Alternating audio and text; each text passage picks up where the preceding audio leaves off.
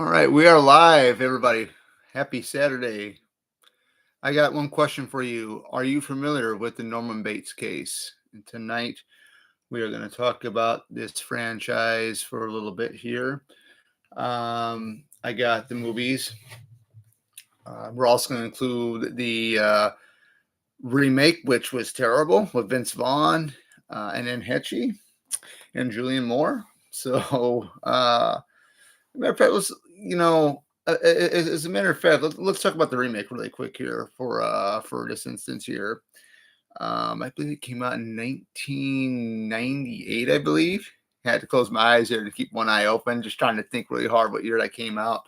So, Vince Vaughn. You got Vince Vaughn being Norman Bates. You have Anne Heche. I believe Anne Heche plays Marion Crane, and then Julian Moore plays Lila. I was about to say Vera Miles, which is the original actress that played Lila Crane. So it's a reimaging of the movie. A totally different house. It's a totally different Bates house, not what they used in the original. But I think if I remembered that they took the reimaging, the remake of the house, the remake house of the Bates house, and put it right in front of the original house they used for the actual Anthony Perkins films.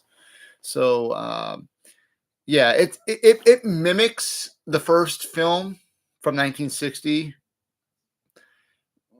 but when I first seen it, I couldn't get into it. I think if I had to go back and watch it again, I would give it another try, because you got three big names in that movie. I mean, I think William H. Macy plays Arbogast, I believe.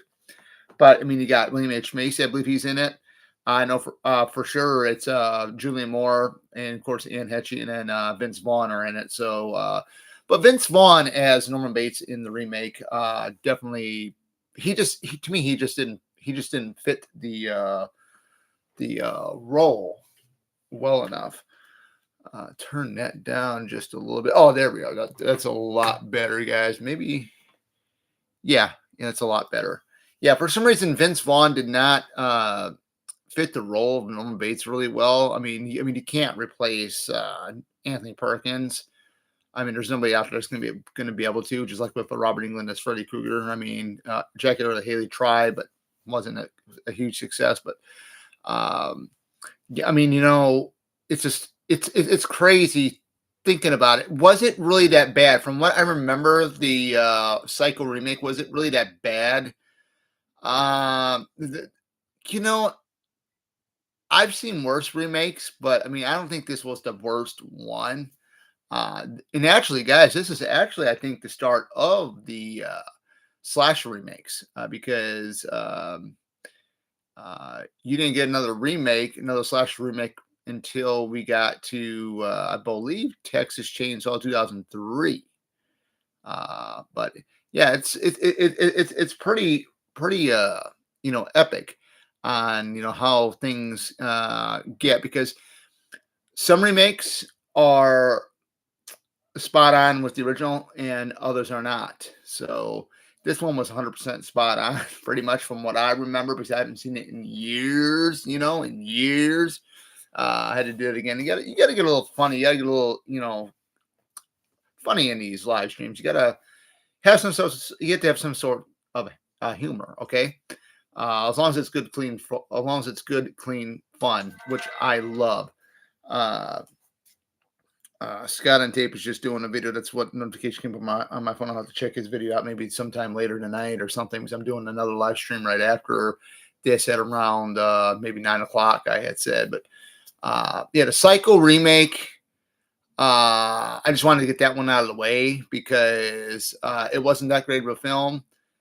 But, hey, was it one of the worst remakes I've seen? Not really. I mean, I would have to go back and watch it. Maybe I can find it on one of the streaming services on my Zumo 4K TV back here later on, before the October month is over. I call October month my scare fest, because I watch a movie, a couple movies a day, to just, it's like a big celebration. All right, now we're going to go into the Psycho films with Anthony Perkins. That's right, the man, the myth, the legend himself. Man, can you imagine what it would be like to have a meet and greet with him and how long his line would be? I'd be all for it. But yeah, um, let's start with the first film. So I got this one on. I got this one right here. This is on DVD. I got the other three sequels on DVD in a 3-pack, and then I bought the fourth one that was in that 3-pack on Blu-ray. We can get these on 4K someday down the road. But let's talk about the first one here. The very very first one right here, guys, because this is the one that started it all. Very very very simple process. You got Marion Crane, played by the late Janet Leigh, which is Jamie Lee Curtis's biological mother in real life. She works for, if I can remember what the company she works for, I don't even know what the company is. I think it's a bank that she works for. There's a guy that comes in there with quite a few. I think it was it was well over $1,000 he had. He was gonna put that money away and buy his daughter a house with cold hard cash. She was supposed to go ahead and no, she doesn't work for a bank. Remember that correctly? But she was going to go to the bank and deposit that in, and she runs with the money. And then she's on the run. She buys a new car with some of that money, and the police, the cop is onto her. Then she goes to the Bates Motel, and this and that happens there, and then she meets Norman, and then you get the introduction to Norman's so-called mother, and that gets really crazy, which just takes a really drastic turn of events, because his mom was controlling. She was manipulating. She was jealous because when he would talk to other women, she didn't want Norman talking to any other woman but her, and this way and that way. And it was crazy, guys. It was really, really crazy. The climax of the scene was when you found out that it was actually him dressed up in his mother's clothes doing the killings. And actually, there's only 2 killings in this film, and that's Marion and Arbogast. So there was only 2 killings in this, because this film, the first film, is pretty much a thriller, psychological thriller, until you get to the sequels, which they become more of the slasher, and they become almost a full-on slasher in Psycho 3. So, of course, young Norman does get committed. He's stationed away into. He's locked away for 22 years in I believe it's what do they call that? They called the place in. What was it in Psycho 4? I can't remember the name. I can't remember. Sidonia. I don't know if it was in Sidonia where he was held at, but it was a place like Sidonia that where Norman was at. And then it's 22 years later, we go into Psycho 2. And this time around, there's someone out there pretending to be Norman Bates' real life mother. Not Norman Bates, but someone to be his real mother. And we get cast Robert Loga as Dr. Raymond. We get Meg Tilly as Mary. The return of Vera Miles as Lila Crane. She's now Lila Loomis. We get this plot that we get this plot that Lila Crane and her daughter are wanting, or Lila Loomis and her daughter Mary are wanting to get rid of Norman. They want him recommitted, not let out again, and stuff like that. So, you get to the point where Mary feels sorry for Norman, and she feels so sorry for him She tried to get her own mother to stop, tormenting him, to make him go psychotic again, like he did in the first film. And of course, things happen in this film. It is by far my favorite sequel, besides the fourth one. I know some people don't like the fourth one. I mean, because he calls into the radio station and he tells his whole life story. I love that whole aspect of it. I think it was great. We're going to get to that in a minute. But with the second one, he is not. He is the victim in this one. He is not the killer, until you want to call the end, when it's revealed. And if you guys don't mind spoilers, hey, that's okay, because it's hard to talk about these films that are so old like this without spoilers. But the person pretending to be his mom is Emma Spool. We come to find out in the third one, she was she had a mental problem.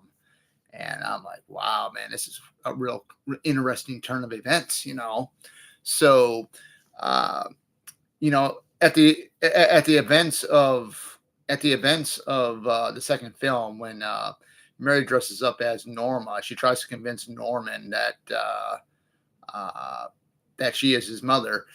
But when they get down into the cellar, Mary finds Lila's body and thinks Norman did it, and Norman didn't do it. And the cops rush in there, and then, pow, pow, pow, and they end up killing Mary. So Dr. Richmond's death, that really got me gut wrenching right there, because he tried to grab Mary from the back stairwell. She turns around, she got startled, she stabs him right in the chest area, and he ends up falling over the balcony to the bottom floor, actually on the railing at the bottom floor, and the knife gets jabbed into the more, and it just kills him. Robert Logan too was a great actor. He was also in Big with Tom Hanks. So definitely check that one out. It's a fun one to watch. For Psycho 3, this is definitely another great one. I love the feel of it, and we're going to talk about the setting of these of the Anthony Perkins Psycho films. Why I love them, why I enjoy them. We get to Psycho 3. We got a troubled nun played by Diane Scarwood. I believe that's the actress's name. She kind of resembles Marion Crane a little bit from the original film. And that's what, goes with into the mind of Norman, because he thinks it's Marion Crane when he sees Mary, or not Mary. What is it? I'm trying to think. Oh God, what is Diane Scarwood's character's name in Psycho 3? Let me look at that really quick here before we move on. Now it's just, that just bugs me. Let me take a look.